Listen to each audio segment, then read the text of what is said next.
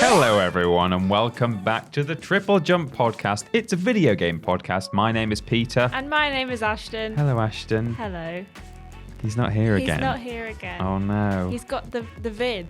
The vid. The COVID. He has got COVID. He's got it. It's not plops, it's actual coronavirus. Yeah, well last week it also wasn't plops. It turns out it was actually coronavirus. Yeah, so that was a fun thing to find out on Thursday night. For the avoidance of doubt, plops is not. Well, we've not got it, and plops is also not a known symptom of corona. Well, in fact, I think like way down the list, some people get plops, but it's not one of the ones to watch out for. No, if you've got the big plops, doesn't necessarily mean you've got COVID. No, but it's just a bit of public if you have COVID, you might have big plops. Yeah, it's possible. Yeah, but yeah, we sort of found out that Ben had COVID. Kind of like the day after, was it, that we'd recorded Worst Games Ever? Oh, yeah, Weirdest Games Ever, sorry. We found out the day after we recorded Weirdest Games Ever. Which goes out next month, I think. And he was off. He wasn't feeling very well Wednesday afternoon. And then Thursday he didn't come in because he wasn't very well. And then Thursday night, we got a message with a picture of a COVID test being like, well, I'm positive. So we both did some COVID tests on Thursday, and I did one on Friday morning. Then there was half the office was at home on Friday because everyone was like, well, that's now like, 4 people who've had it in the office in the last couple of weeks. Yeah. So we'd managed to get away with it somehow. I know, despite I don't want to... Literally being sat elbow to elbow with each other. And it was I don't want to be too spoilery, but there was a bit of a sort of workout going on in that room. There was some heavy breathing happening. Heavy breathing and warm air, so it could have been quite a hotbed, literally, for COVID. But me and Ashton got away with it, touch wood. But you've had it before, so maybe I've had it and I didn't know. Maybe you had it first this time, and you just asymptomatic, completely asymptomatic, maybe. Anyway, this is our coronavirus podcast. Yeah. We're supported each and every week by a sponsor, which I've got the read for here. Ben's not the only one who's been ill, Ashton. Okay. I don't know if you know, but every single day when I go home, I just throw up. Just every night. You should see a doctor about it. I should probably see a doctor about it, but in the meantime, I've done a brand deal. Okay. And I've got a new video game coming out all about me and my vomiting exploits. Right. Coming, I think at the end of this month, Tiny Peter's Chunderlands. Oh, it's so good. Thanks.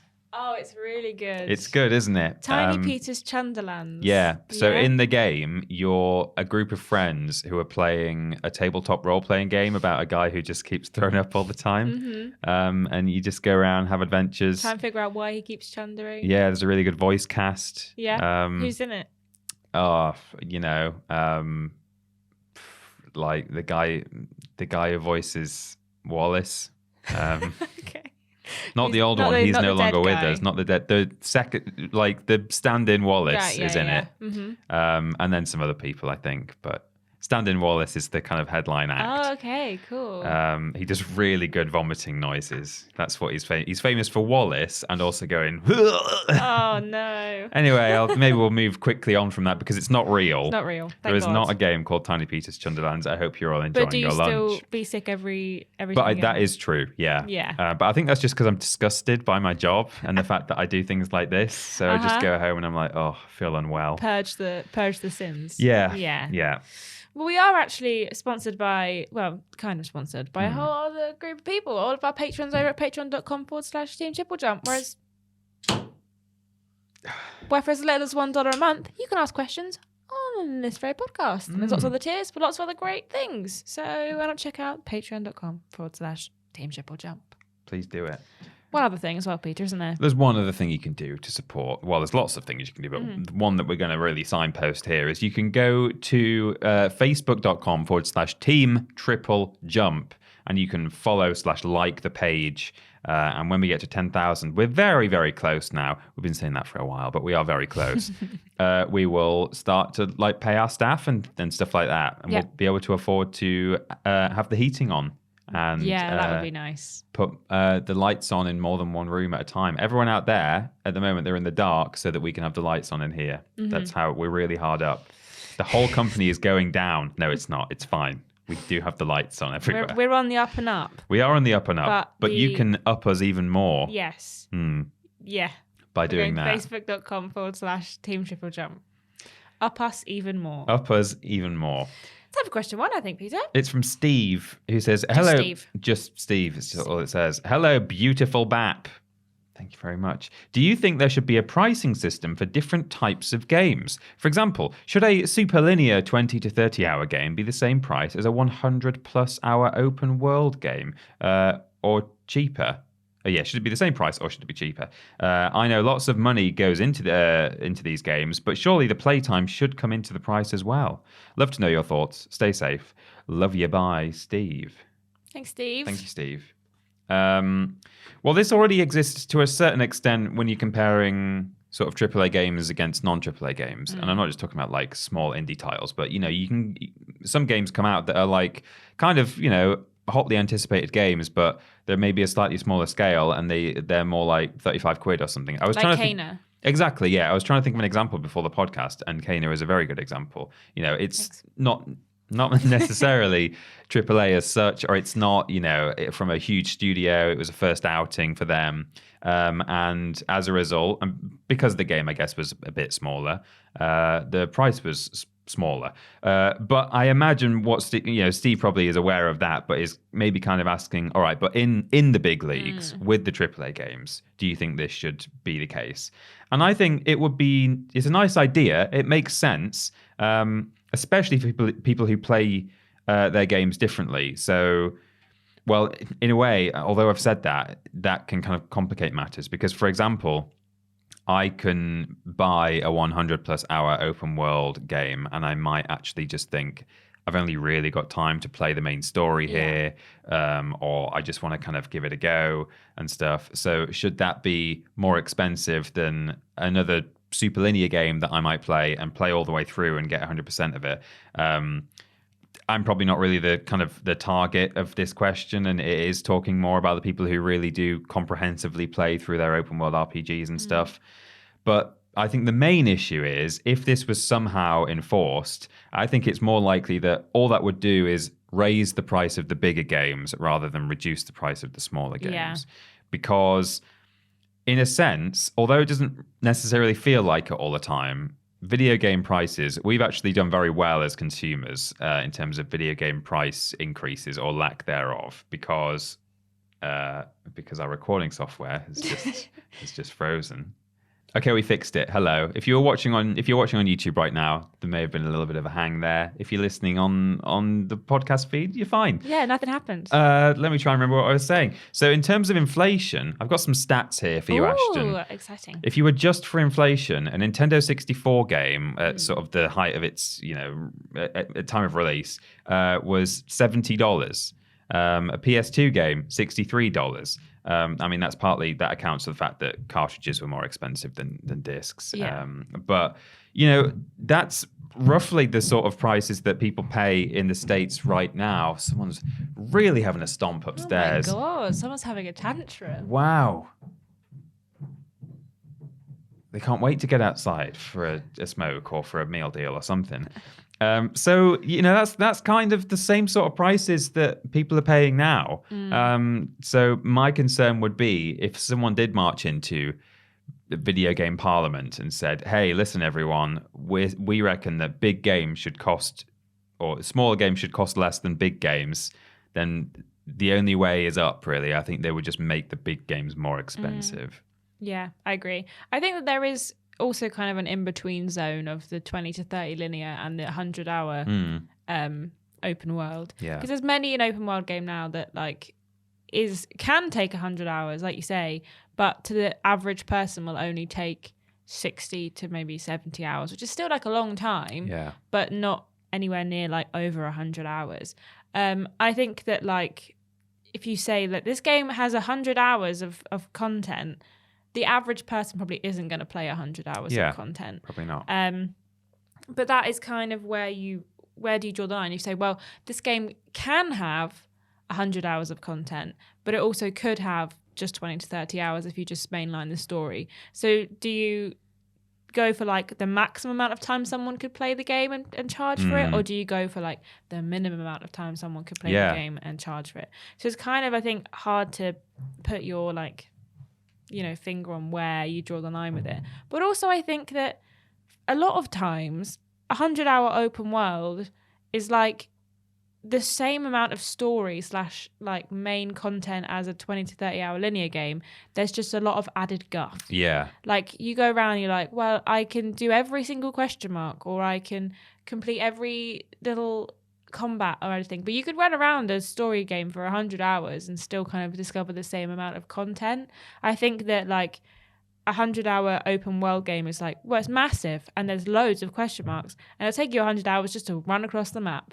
But like also kind of, does it have more content and more worth than a 20 to 30 hour long game that has everything kind of condensed into one, you know, bulk area? So I think it's hard to kind of say whether something should cost more than the other. I think there is obviously circumstances where like you can kind of see why a game would cost more than another game. Like I personally think that Elden Ring was potentially cheaper than it should have been. Yeah, I think so. Because I mean, Ben managed to get it for £45 and I paid 70 quid for Horizon. And I'm kind of like, well, that's fine. Like, I don't mind paying it because it's a game that I got like 75 hours out of and I'm still playing. But I also kind of think that maybe there's not kind of a rule at this point in anything. Like Elden Ring being £45 was kind of baffling to me. But I don't know where like the rule is, and kind of the individual developer or publisher will make the prices up. But there isn't kind of any consistency, I don't think, between all of them. So I think until we have a kind of level of consistency, it was hard to kind of decide whether there should be a pricing system. Because right now, like, things are all over the place. Like some games that shouldn't cost 80 quid cost 80 quid. Some games that should cost, you know, 60, 70 quid cost only like £40. Yeah. And it's kind of, it's weird. Like Elden Ring being only like £10 more expensive than Kana was quite surprising to me. Yeah. So I think, you know, as we say with a lot of things when answering this kind of question, it's like it's all very subjective. Yeah. Whether a game should or should not cost more.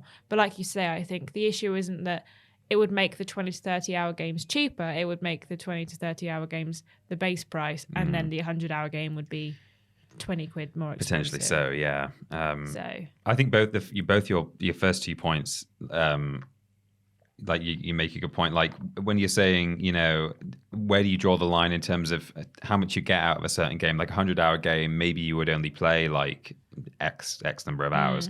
It also made me think like, well, what about games that, you know, for example, like either a live service game. I mean, I know like you might then have a kind of a seasonal payment system, but maybe not a live service game then, but one that doesn't cost to play online. Like, for example, I played hours and hours and hours and hours of Star Wars Battlefront 2 back in, you know, a couple of years ago.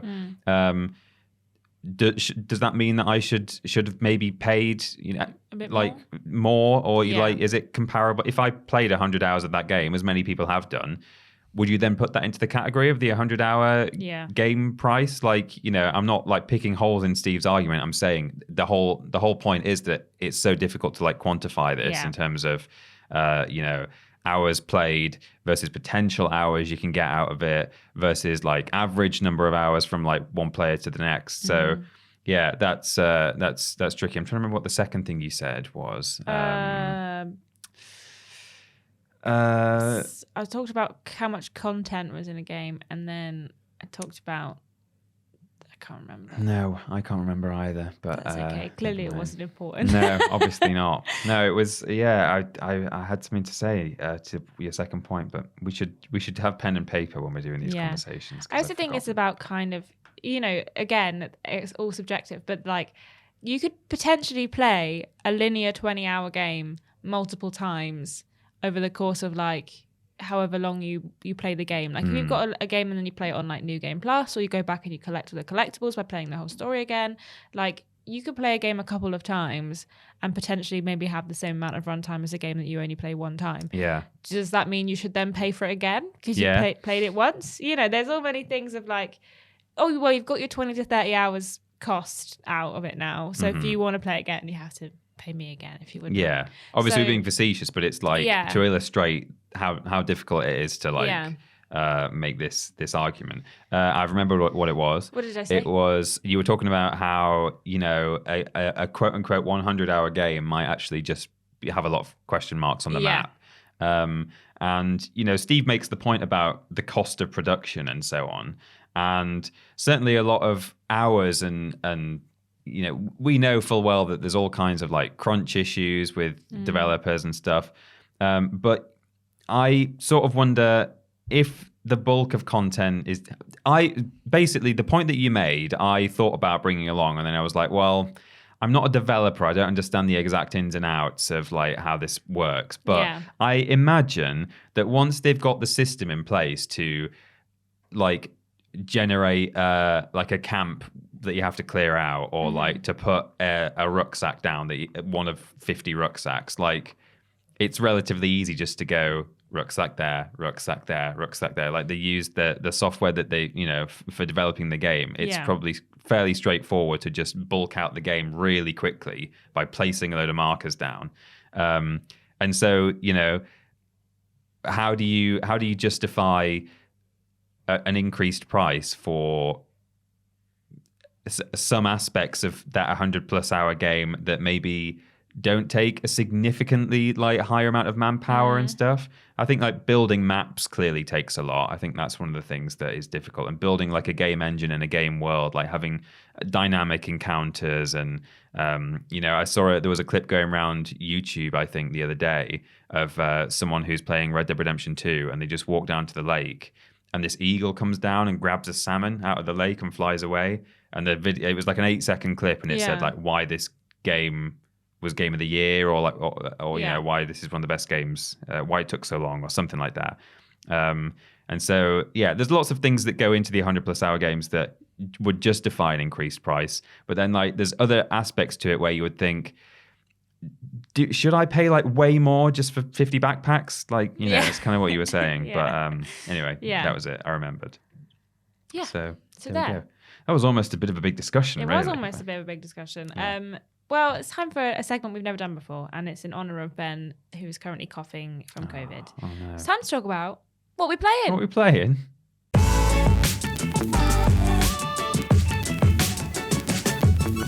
It's what we play in time. Time to talk about what we play in. What we playing.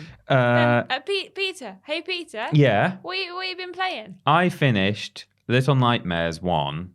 Which I've done before, Yeah. but I talked last week about how I was playing that. I played all of Limbo last week in one go, and then started Little Nightmares 1, which I've completed probably twice before, or maybe 3 times.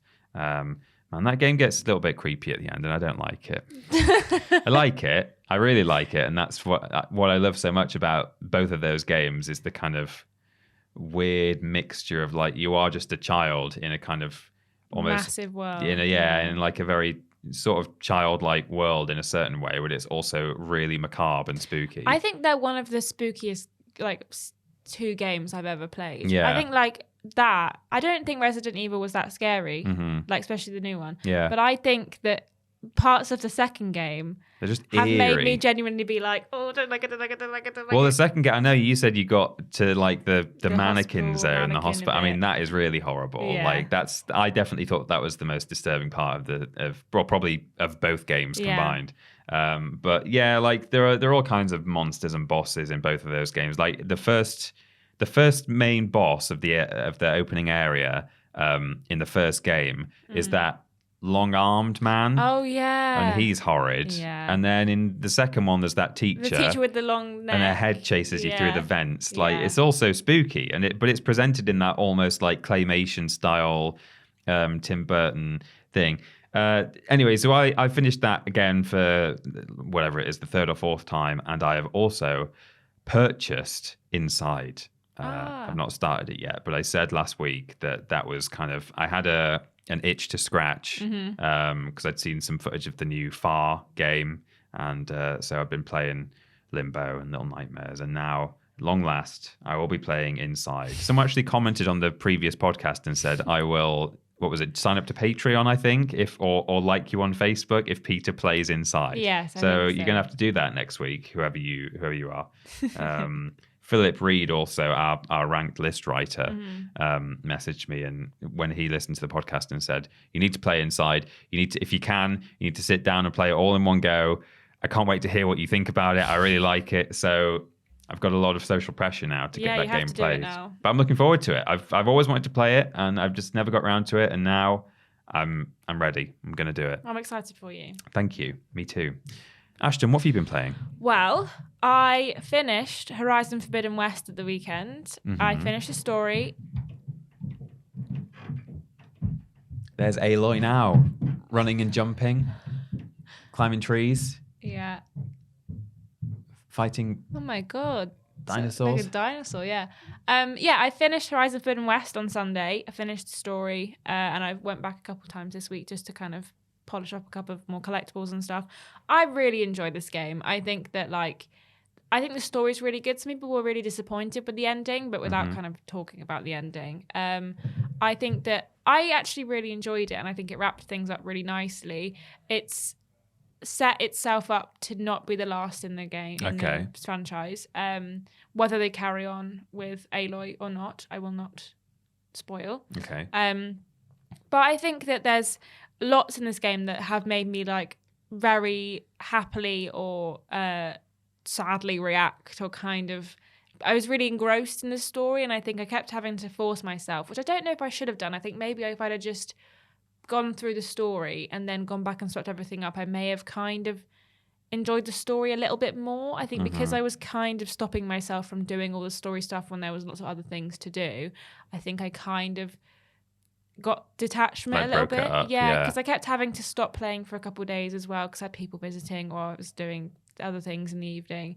And I just think that maybe I would have enjoyed it more if I'd have been able to just kind of like power through the story. And did you do that because you wanted to make it last, or because I wanted to kind of do everything, and I was worried that if I finished the game, I wouldn't be able to go back and do things. Right. Because I know sometimes in like open world games, they kind of get to the point where like you cannot go back after this. Yeah. And I'm kind of like, oh, what if I like missed something that I really needed to have done? Like, but luckily, in the first game there was a trophy for getting every NPC to fight with you in the final battle. Yeah, right. Whereas this game doesn't have that. If they're going to fight with you, you've kind of met them in the story, so it's not too bad. But yeah, I enjoyed it. There was some really like fist pumpy moments in the final battle. There was some really like an Avengers moment where everyone jumped down and everyone was like fighting, and I was like, yes, nice, sick. But yeah, I really enjoyed it. I think that I think maybe potentially it has a couple of pacing issues because of how much content there is. But I think that it depends how you play it. Because like I say, I really enjoyed it, and I struggled to pick holes in it. But I think that maybe potentially, I just didn't play it in the best way that I could have done. But it didn't really have a perfect playthrough kind of method, if that makes sense. Yeah. But still, the game is like insanely beautiful, and the story's really good, and the characters you meet are really enthralling, and you really like them, and there's people from the first game that you bump into or that you meet in various situations, and I just really enjoyed it. And I think that I think if you're a fan of the first game, you'll love it, and if you like Aloy, she has a real character progression in this as well that she kind of didn't get as much in the first game, and which is really nice to kind of see.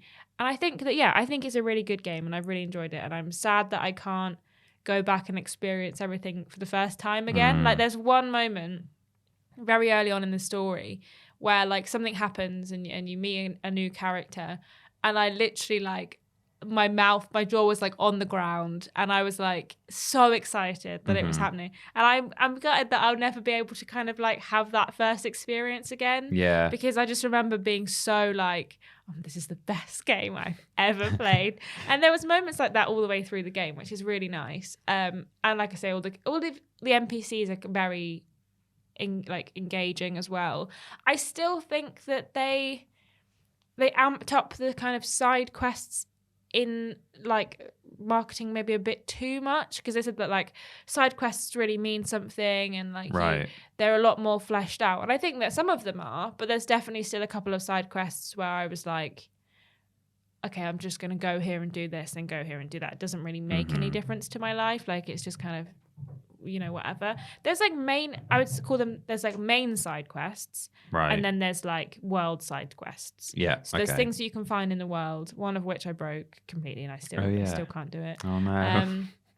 And then there's like the main side quests that you kind of unlock by doing the story, which I think those ones are really like make a lot of sense and are really fleshed out and add a lot of lore into the world. But the side quests are kind of less important to the story. But I mean, I did all of them apart from the one that I broke. And I enjoyed them, and I found myself kind of like eager to do things. So yeah, I finished that on Sunday. I've been playing it a little bit this week.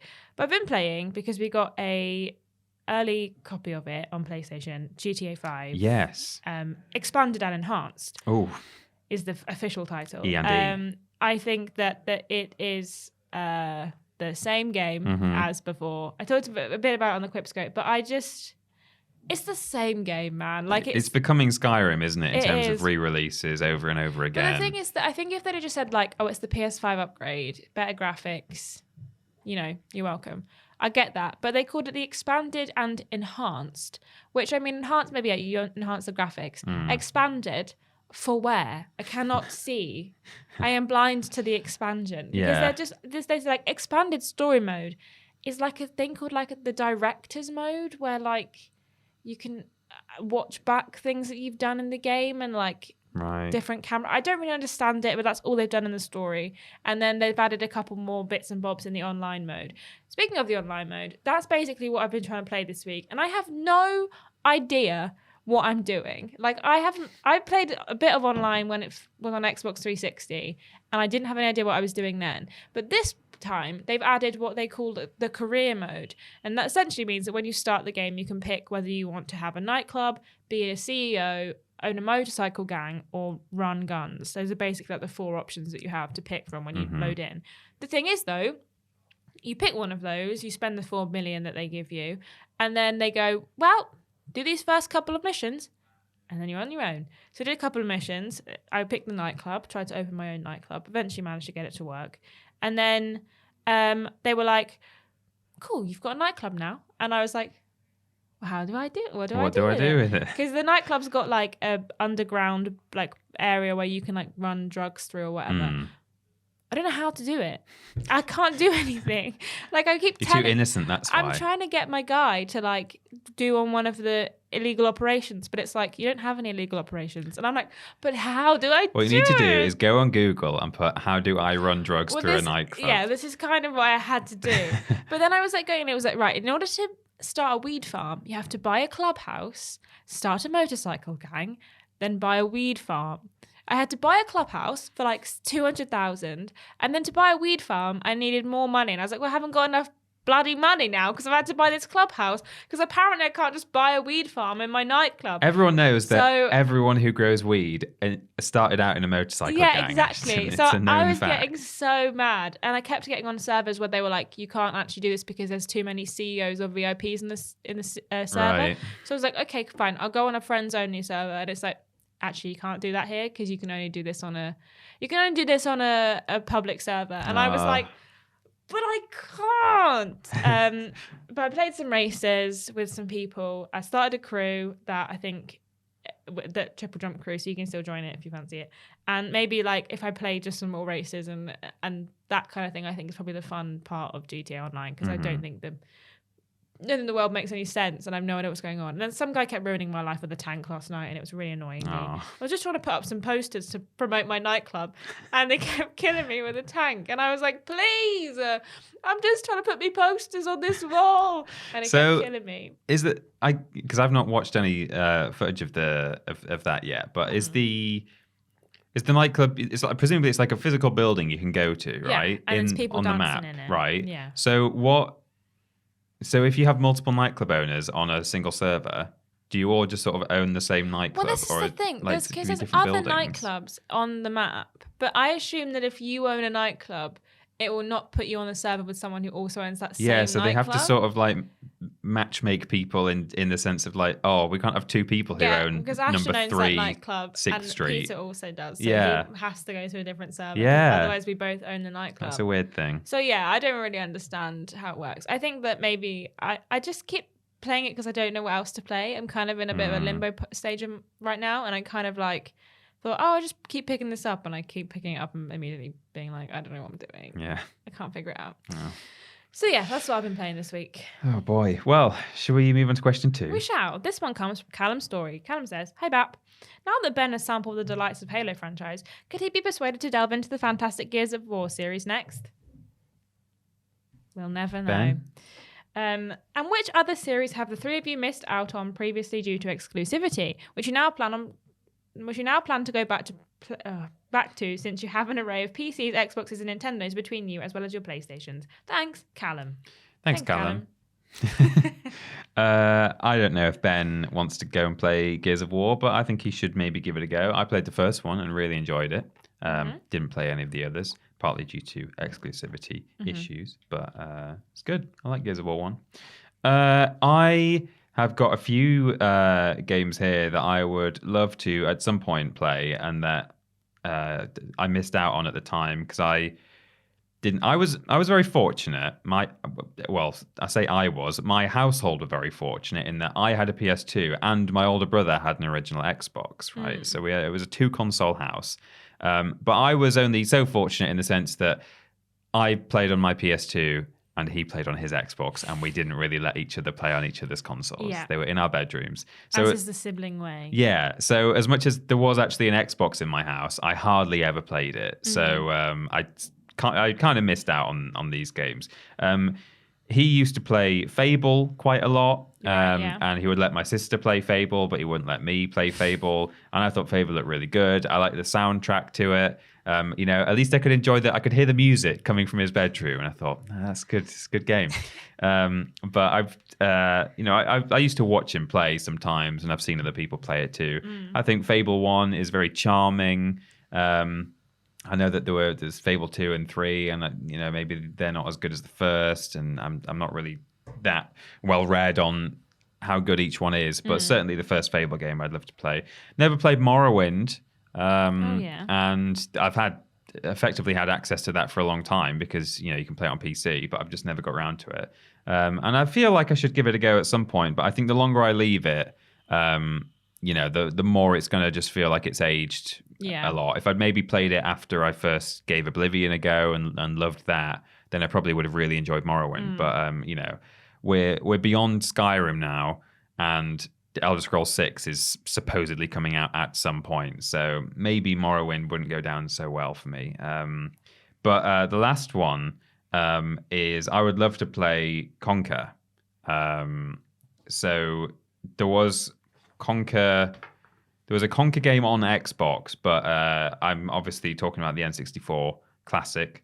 And I was saying to our editor Kieran the other day that I really want to buy an N64. I've wanted to do it for a long time. I think I mentioned on the podcast multiple times before that both of my best friends growing up had N64s. So till I was 8 years old, I lived in one part of the country, and then I moved, and then like my new best friend also had an N64. So I always had access via I've got a type. I always had access to N64 via a best friend. Yeah. But that generally meant that like I've only played multiplayer games. So I've played like loads of Diddy Kong Racing, Pokemon Stadium, like Smash Bros and stuff, but never really got to fully explore like Mario 64, Conker.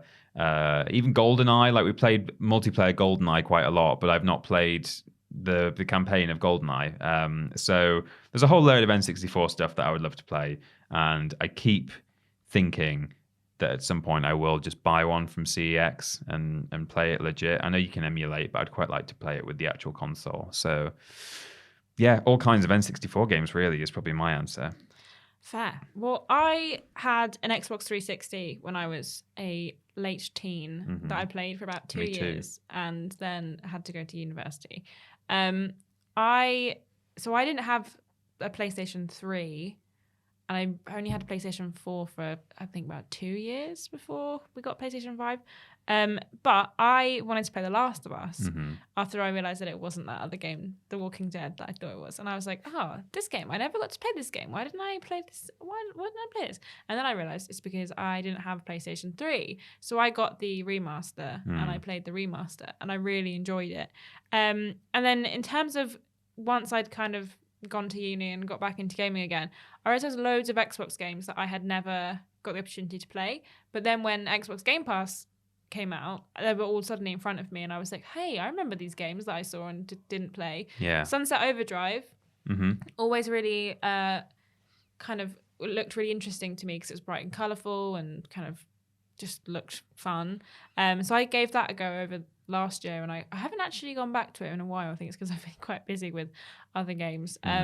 But I once played that, and then Xbox Game Pass gave me the opportunity to do so, and also Psychonauts. Now I tried to play Psychonauts ages ago when Xbox Game Pass first came out, and I was like, oh man, yeah, everyone talks a lot about it and the second one's coming out, I want to give it a go, see if it's like good, see what the hype's about, but I still haven't got around to actually playing it because I think I downloaded it, booted it up, saw that it was kind of like very dated now and was like, oh, that's what Ben thought, isn't it? I think he played it recently for the same reasons, and I also think I'd like to play it at some point. And when Ben actually played it, he said it's not aged super well. It's just an old 3D platformer. Like it's kind of it's just that's the way it's going to be, I guess. But yeah, because my Ben also gave it a go, played the first one and then the second one pretty quickly afterwards.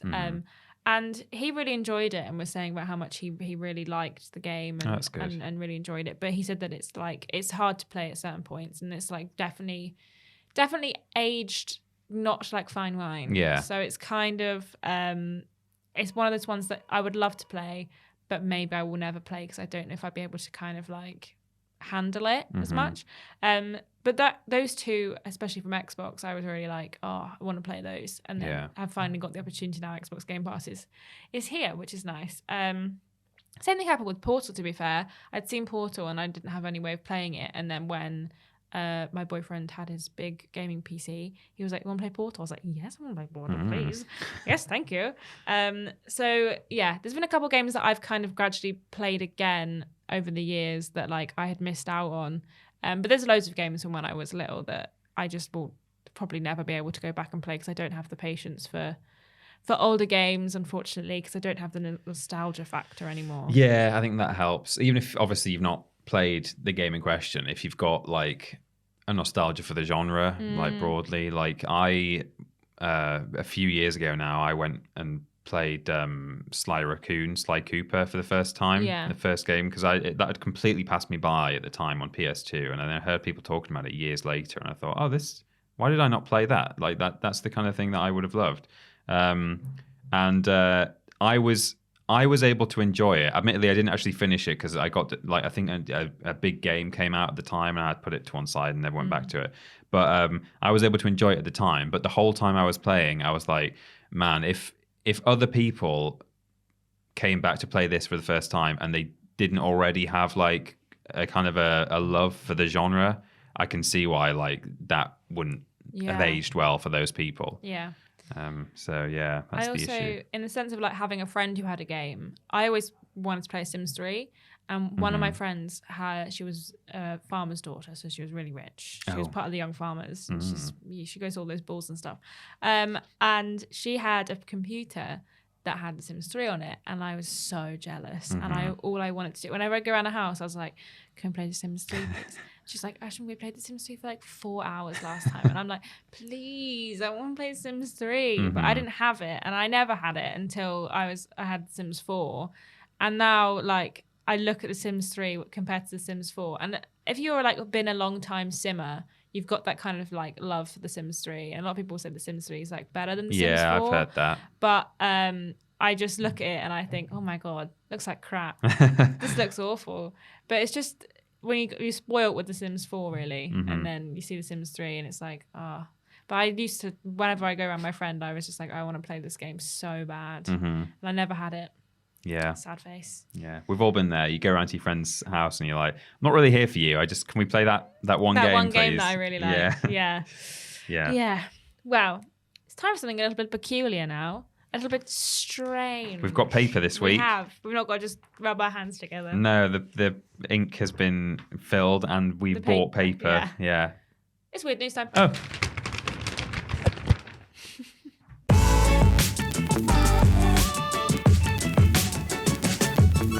It's weird news time, but before we actually read the weird news is sponsored each and every week by our podcast producers. It is indeed. You can head to patreon.com/Team TripleJump if you want to be a podcast producer and get a shout out in the middle of the show. Yes. Yes. Here it is.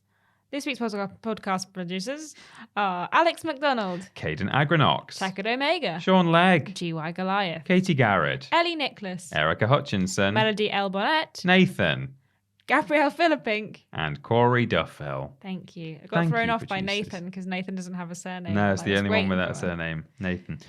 Thank you guys so much for supporting us on Patreon. We love you. You keep us going, each and every one of you. I've got a weird news here, Ashton. That's good, because that's the name of the segment. It is good, and the name of the segment. This was submitted to us on our Weird News social media post on Twitter. You guys can submit weird news every week to us on Facebook or Twitter. This is from Sam at SamLCFC98. Best year. Yeah, indeed. It's from Kotaku.com, written by Ian Walker. And the headline, Dark Souls player beats game by throwing plops at bosses. It actually used a swear word. It's a swear word in the headline? Yeah, it's bad. Oh my gosh, Kotaku. Subheading, this is the crappiest run of a From Software game I've ever seen. Nice. Very good. Nice. Dark Souls gives players a lot of leeway in how they want to approach its challenges, but I don't think even the developers at From Software envision someone someday beating the game with a bunch of poop. Lil Aggie, a speedrunner known for setting record times in Sekiro Shadows Die Twice, recently decided to see if he could reach the end of Dark Souls while limiting himself to using only the game's throwable dung pies to defeat its various bosses. The whole thing took over 7.5 hours, but by the end of the challenging ordeal, Aggie found himself standing victorious over the corpses of his poop-covered foes. All in all, Aggie's dung pie run is a fascinating look at just how freeform Dark Souls can be. Dung pies, for the uninitiated, are projectile items featured throughout the Dark Souls series. In the original game, they inflict enemies with the deadly toxic status while poisoning you as well, making them situational at best. But if you can hit enemies with enough of these little rolled up balls of swear word and simply outlast them, dung piles can be a potent, if time-consuming way to deal with troublesome bosses. It just takes some planning, knowledge of attack patterns, and a little patience. Fortunately, one disgusting merchant in Dark Souls is more than happy to supply you with an endless supply of feces. So Aggie's run mostly comes down to avoiding bosses as they slowly die from the toxic stench. He does take liberties here and there, such as using non-dung pie-related exploits to defeat and or avoid certain enemies that are immune to poisoning. But after seeing him defeat the notoriously unforgiving game's final boss using just poop, I'm sure you'll agree that he aced his challenge. Well done, little Aggie. Well done. Indeed. It says, Dark Souls may be nearing its 11th birthday, but videos like this prove it's not going away anytime soon. Lil Aggie is what you call me if I'm hungry. Yeah. You get a little Aggie. You get a little Aggie. Yeah. Oh, no. I have some weird news too, luckily. Tell me it. This comes from Matthew Wesolowski on Facebook. Mm-hmm. Don't forget, we also post it over there. Follow us on Facebook. Follow while you're there, please. It is from gamingbible.co.uk, written by Catherine Lewis. Catherine says, developer review bombed on Steam for putting anti-mask rant in patch notes. Oh. Whether or not you agree with the practice, review bombing certainly is a thing that exists. People leave heaps of negative reviews on games for a variety of reasons, and often those reasons aren't actually anything to do with the game itself, such as calling developers out for problematic views they might hold. Well, that's exactly what's currently happening with the indie gladiator management sim Domina. Domina. Over the past few days, it's managed to rack up hundreds of negative reviews on Steam. At the time of writing, just 23% of its most recent 955 reviews were positive. Why, I hear you ask? For some reason, the developer Dolphin Barn Incorporated decided to leave a completely out-of-place anti-mask rant in their most recent patch notes. Then there's about 5 adverts. Take off the flipping masks. Next time you're at the grocery store, try showing a woman your face. Be confident, unafraid of the lies. You might get a girlfriend, the note reads. Oh my God. Women like confidence. Women don't like dudes who cover their faces in fear. What are you afraid of? Getting laid? Grow up. Needless to say, most Steam users understandably haven't been responding to this message in the way that Dolphin Barn Incorporated probably hoped. And I think you'll find, if we can just interject there, Ashton, yes, that masks are as much or perhaps more so about protecting others than yourself. So it's not about being afraid. And actually, Peter, most women find masks sexy. That's true. Yeah. It is actually scientific. I saw a headline, didn't read the article, as is often the way on the internet, that said wearing a mask makes people more attractive. Because I think you can just see like that much. It's mysterious. And I guess it's either mysterious or you can see fewer imperfections. That's maybe. True. That could be it. One time my boyfriend was in a shop buying some wine and he had his mask on and the man asked him to take his mask down. And the man, to ID him. And the man said, "Oh, you look better with the mask up." Whoa. Oh, he might actually look younger with the mask up. Oh, younger, right. Which is not so bad. But he came home and he was like, do I look old on the bottom half of my face? I've got old eyes. Old I think chin. it's just because he had a beard, but the way that the man said it was like so out of pocket that he was like, huh? Weird. Anyway, he goes on to say, anti-masker devs using their patch notes as a glorified Twitter feed, embarrassing, one user wrote in a review. How to ruin a game in 2 easy steps. 1. Add microtransactions years into release. 2. Add a weird rant about masks in your patch notes. And avoid this dev, said another. Strangely, this isn't the first time the dev has slipped messages into their patch notes that clearly don't belong there. As noted by PC Gamer in May 2021, at the bottom of a different set of notes, they added a particularly bizarre rant about Pornhub, OnlyFans, and growing potatoes. And I don't even know is the line underneath. Okay. Weak men lack character. Strong moral fibre is hard to come by. It's earned through hard work and sacrifice, and it cannot be had via OnlyFans or Pornhub. They wrote this time. No, those effing things aren't demonic, in brackets, possessions, waiting to show you a succubus titty in the hopes you'll waste a load on her instead of spending that energy studying how to weld or grow a potato or learning a new language or how to program a computer. Masturbating to e-girls isn't going to solve the energy crisis, is it? Get to work. What? Okay. There's a lot to unpack there, and we're not going to do it. We've simply not the time. Goodness me. The article finishes. I'll be honest, reader. I don't know how on earth I meant to follow up from a sentence that's just. I don't know how I'm meant to follow up from a sentence talking about succubus titty. Let's just all take a moment to process this all, shall we? Okay, I'm still no closer to comprehending it. I think that's enough internet for today. I think. So there you are. Wow. That's quite the story. Thanks for that, Ashton. No problem. Thank you, Matthew. And someone else sent it in as well, but it was a different. The funny thing about that is I'm sure it's not the first time it's ever happened, but it's the first time I think we've covered a story about review bombing for reasons that ideologically align with my own thoughts. Like normally people review bomb games because they're mad that there's a lesbian kiss in it or that it's a female protagonist or whatever. Aloy's got beard. Yeah, or Aloy's got a beard. And so I'm like, who the hell are you to like review bomb a game for stupid reasons like that? In this instance, I agree that anti-mask rants in your patch notes, that's ridiculous. Weird. But I still very much think that review bombing is just a stupid thing. It doesn't make any sense to me. It's weird. But that's just an interesting thing. That's the first time it's like more... Grow some potatoes. Get to work. Yeah, that's right. Stop masturbating and learn how to weld. All right. Yeah. All that time you spend touching yourself, how about you touch some grass instead? Yeah, indeed.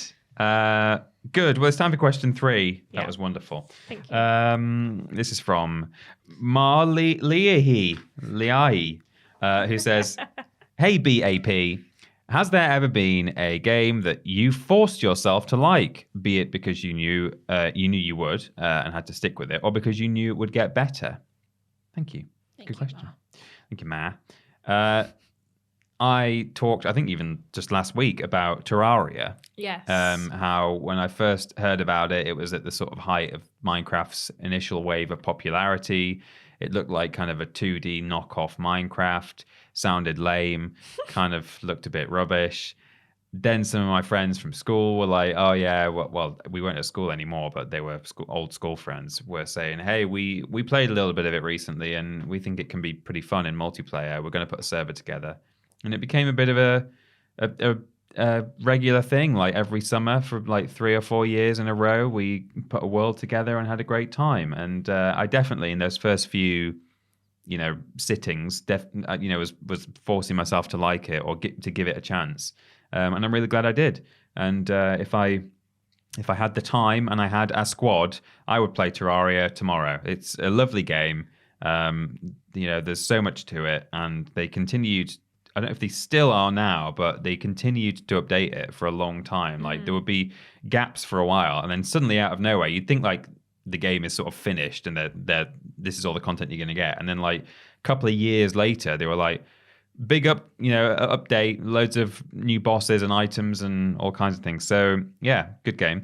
I've even written Resident Evil 7 to an extent. Now this wasn't so much for thinking that I wouldn't like it, but I did find that game pretty spooky. It was pretty spooky in the opening. I just found it very unnerving. I think the longer it went on, you kind of just get more used to what they're doing and what you're dealing with. And actually, I think once the sort of black slime mold monsters appear, I was a bit like, okay, this is like not that scary anymore. But I think the opening of that game feels like it's something that could almost happen. And I've always found that kind of horror equally scary, or if not more scary than supernatural horror. I don't like possession and ghosts and stuff. I don't like Paranormal Activity, the film. I find that very unnerving, but I'm not sort of scared by monster movies or like things like that. But I am unnerved by the idea that there are actual people out there who might be mad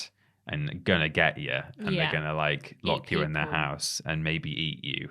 The opening of Resident Evil 7, the first couple of hours, I did kind of have to force myself to play a little bit. And then, as I say, I got used to it. But other than those two, I was trying to think of one that, I really thought I'm going to hate this and, made myself stick with. But I couldn't really think of one. So Terraria is probably the best answer there for me. I have one, and it's a recent one. I really didn't think, and also was kind of correct for a bit, I was going to like Guardians of the Galaxy, the new game. Yeah. Like, when I saw trailers of it, I was kind of like, oh, interesting. And then I saw some gameplay, and I was like, I don't really like this style of game. There's too much going on the screen. It's going to be too overwhelming. Yeah. And I, for the first couple of weeks after I was playing it on the podcast, I just didn't. I guess it was like, I don't think I like it. Like, I don't know why I keep playing it. I don't like it. I don't like the characters. I don't really like the combat. I'm not really like involved in it that much. But I kept being like, well, just like finish it. You might be like halfway through, see how it gets on. And then by the end of it, really liked it. Mm-hmm. But I just kind of kept forcing myself to like go back and play it, even though I was getting like annoyed and there was bits of it that I didn't like. But once I'd kind of like gotten over myself a bit and just like focused and just like, well, I'm just going to play it. I'm just going to keep playing it. And then if I don't like it after a certain point, I'll give up.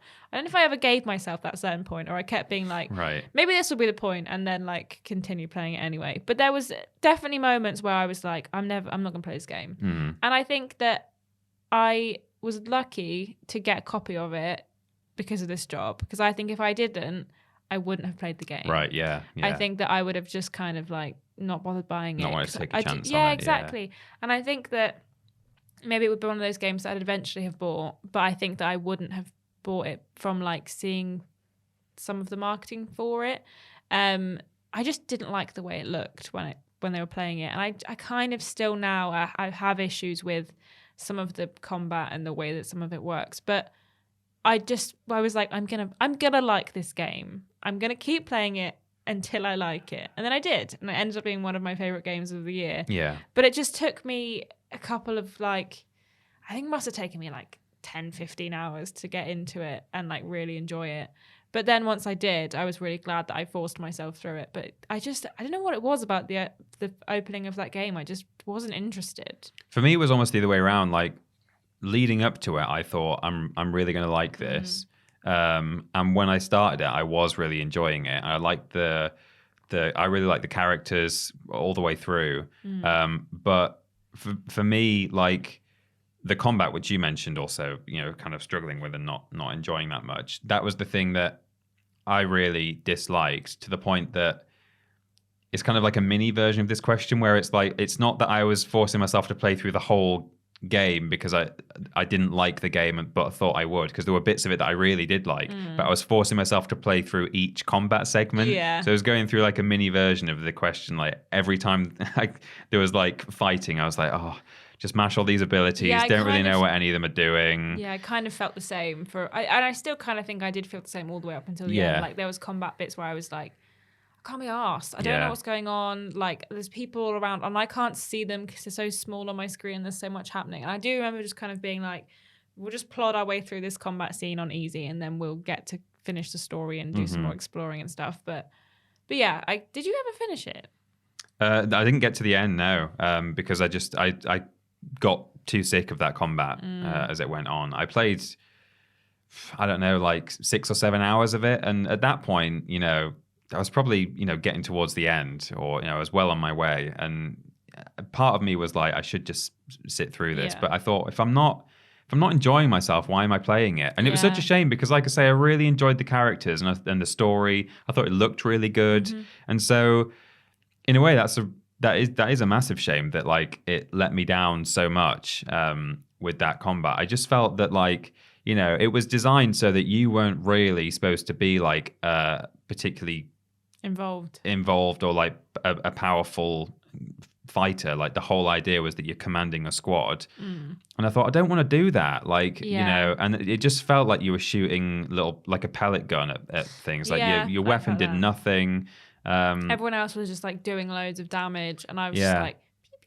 Whereas you compare it to even something like, we talked about Kingdom Hearts last week.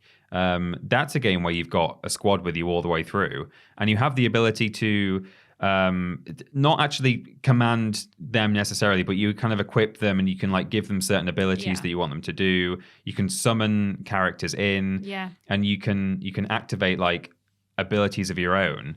And it's a similar kind of play style in that it's not just mindless mashing of your weapon. There's like management. You're like scrolling through menus and stuff while you're fighting in Kingdom Hearts. And I think like just something a bit closer to that with Guardians would have been better, where you have actual power and ability as a fighter. You can maybe get your friends to come in and like do occasional things, but that should just be like peppered into the combat. It shouldn't just be the bulk of it. I just felt I was just watching cooldowns, waiting for them to go, and then just like mashing the next one, not knowing which one I was hitting. And so with that was our review of Guardians. I know, where did that come from? But well, it's time for the big discussion. Oh, that came quick.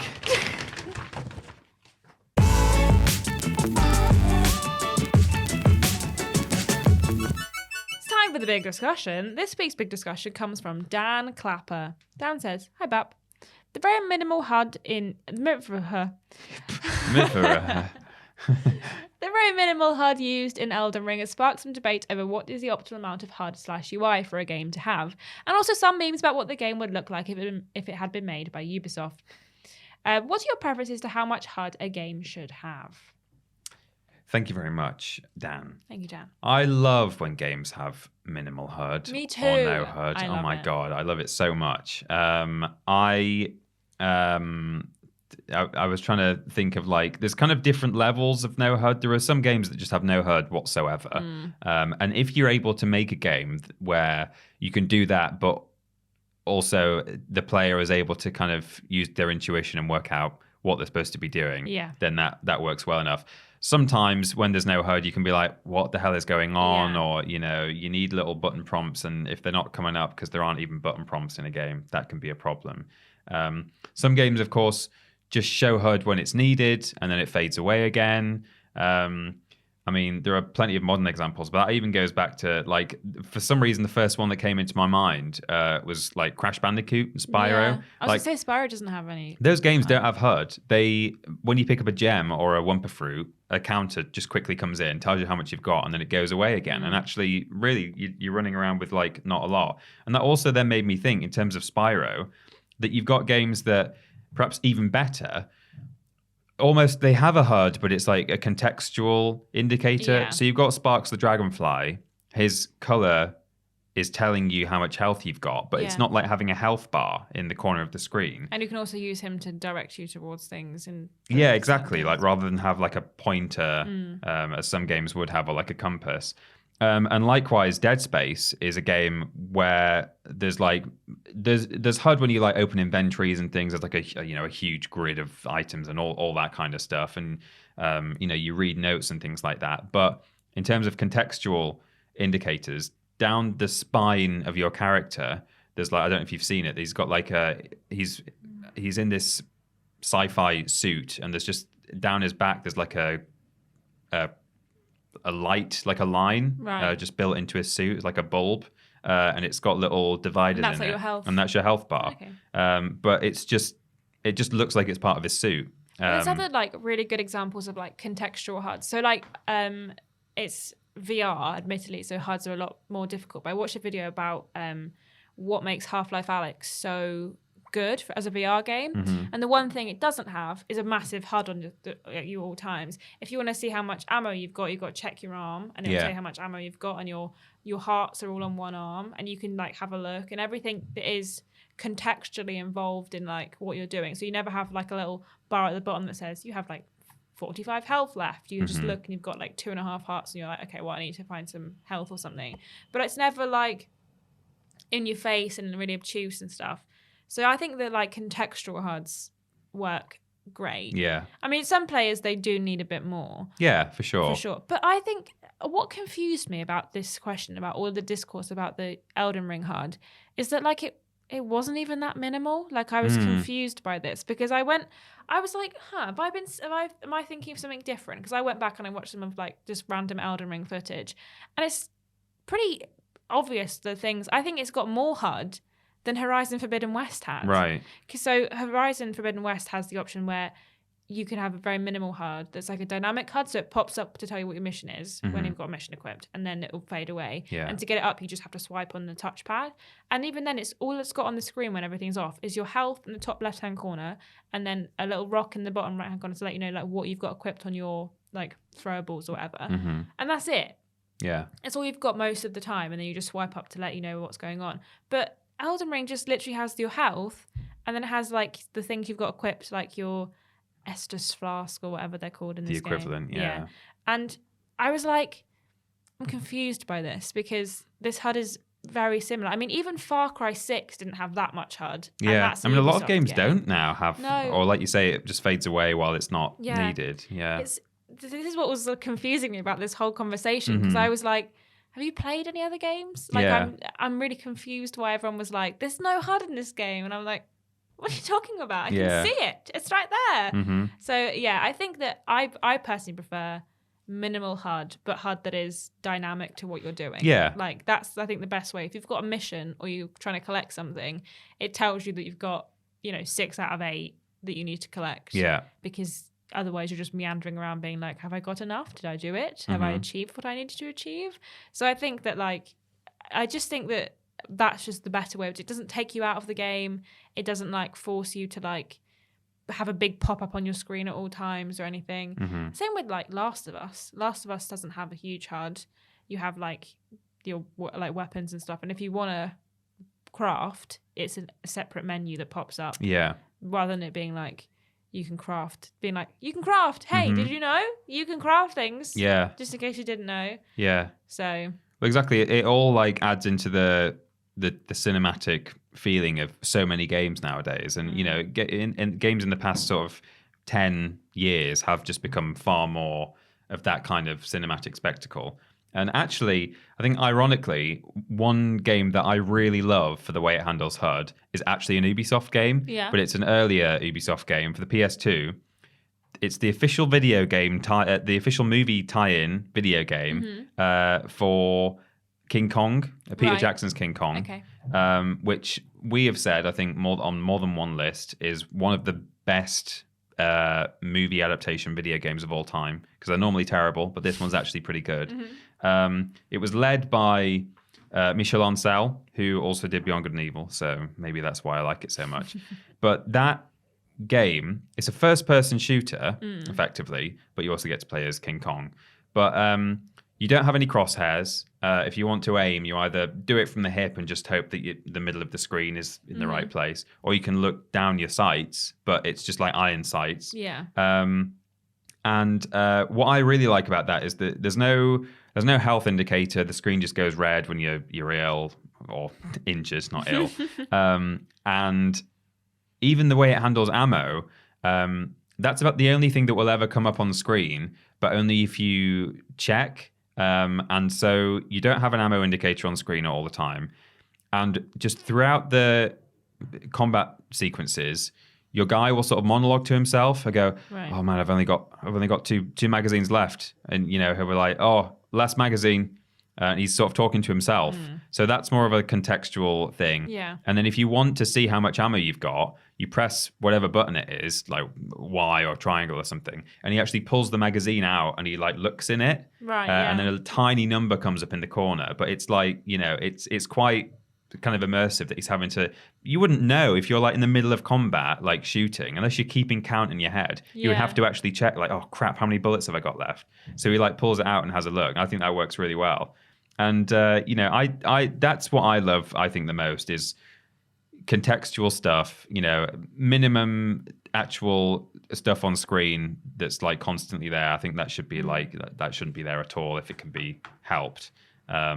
And then, like ideally, stuff that kind of is contextual within the game, like wherever possible. Yeah. Yeah. I also think that it, like having a HUD that is somewhat, and a UI that is somewhat kind of customizable is like the best way forward. Because some people just would prefer that the information is always on the screen at all times. Like with Horizon Forbidden West, which is just because it's in my head, you can put the dynamic HUD on, or you can just leave it on at all times. Yeah. And you can tell it, like, I want to be able to see this all the time. Because some people, like, some gamers want to see exactly what's going on. They want to know exactly how much they've got of things, exactly where they're going. And other people just kind of want to see what happens. Then just play and see, figure it out as you go and play it a bit more realistically, if that's the correct way of saying it. But I think sometimes, like, some HUDs just really ruin the immersion of a lot of games. Like, when you've got big things popping up, which is, again, why I had some issues with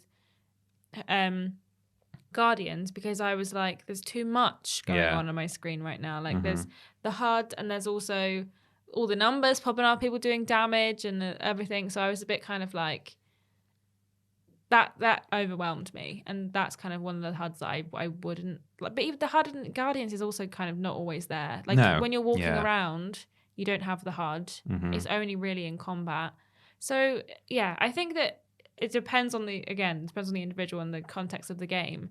But some people just love lots of information, and we are just not those people. No. I mean, we talk, that my example was a kind of an early Ubisoft game, but like modern examples, the way that I saw the way they parodied the Elden Ring HUD, and there were like counters and like objectives and all kinds of alerts on screen and stuff. And to me, that's always too much. I don't want to see any of that.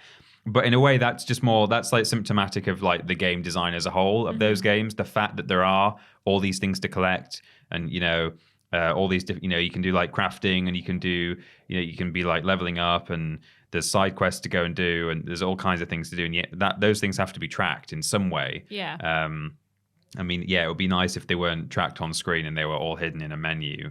So I guess even then, like, that maybe shouldn't all be shown on screen. But as much as anything else, it's more to do with Ubisoft's game design rather than their HUD design. I think the fact that all that stuff is even in there in the first place.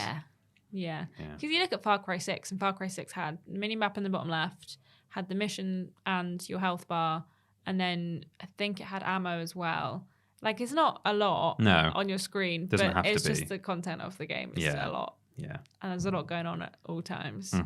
So, yeah, I think that HUDs are very useful in some situations, but in other situations, it's just not needed. Yeah. Same thing with like various UI or like game design. Like again, Horizon Forbidden West. If you want to see where the collectibles are, you either it tells you like, do you just want to just be able to figure it out, or do you want to have it on your screen at all times? Yeah. Because you can just like be like, well, that's a chest. I'm going to go open the chest, and it won't have that like thing of being like, here's a chest. Mm-hmm. Or if you like flick one of the focus buttons, it will just be like, there's a chest over there, or there's some wood if you want to go get that. But you actually get to know like what things look like, so you don't really need that all the time.